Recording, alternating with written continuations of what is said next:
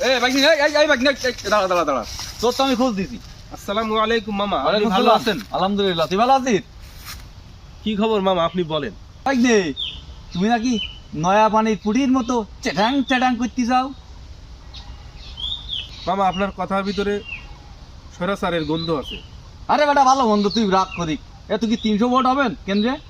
সারা বাংলাদেশে 10,000 ভোট পাবিন, কেন্দ্রে দখল করতে পারবিন, কেন্দ্রে যাইতে পারবিন? আসলে মামা আপনাকে একটা কথা বলি, বল। স্বৈরা শাসক যারা হয় তারা কিন্তু শুধু তাদের নিজের হিসাবটাই করে, বাইরের পাশের কোনো হিসাব তারা ভুলে যায়। আপনি বাইরের হিসাবটা করতে শেখেন, শুধু নিজের ঘরের হিসাবটা করেন না। জুলাই বিপ্লবের পরে কিন্তু মানুষ এখন সচেতন।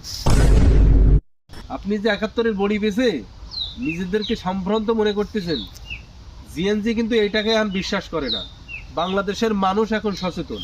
বাংলাদেশের প্রতিটা গ্রামে গঞ্জে প্রতিটা চার স্টলে আপনি মানুষ এখন সচেতনমূলক ফেসবুকে ভিডিও দেখে, ইউটিউবে ভিডিও দেখে, বিভিন্ন গণমাধ্যমের খবরগুলো রাখে।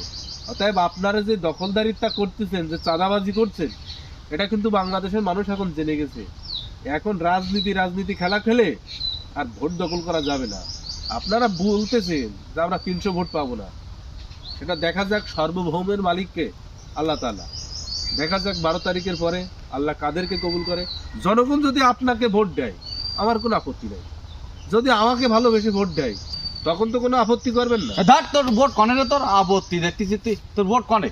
তোর জনগণ তোর ভোট দেবে? তুই ক্ষমতায় যাইতে পারছিস না, তুই আপত্তি নিয়ে ব্যস্ত আছিস। তুই যা, তোর পরে দেখবান, তোর কেন্দ্রে দেখবা না, তুই তোকে দেখিনি মান, তুই বিরোধী দল হিসাবে তুই 20 সিট দিতে পারি হয়তো।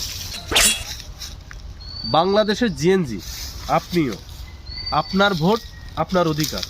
কোনো স্বৈরাচার, কোনো দখলদার, কোনো চাঁদাবাজের হুমকিতে আপনি ভোট কেন্দ্রে যাওয়া থেকে বিরত হবেন না। আপনার অধিকার, আপনার ভোট। জুলাই বিপ্লবের পরে অবশ্যই নিজের হাতে নিজের ভোটটা নিজের হাতেই দেবেন।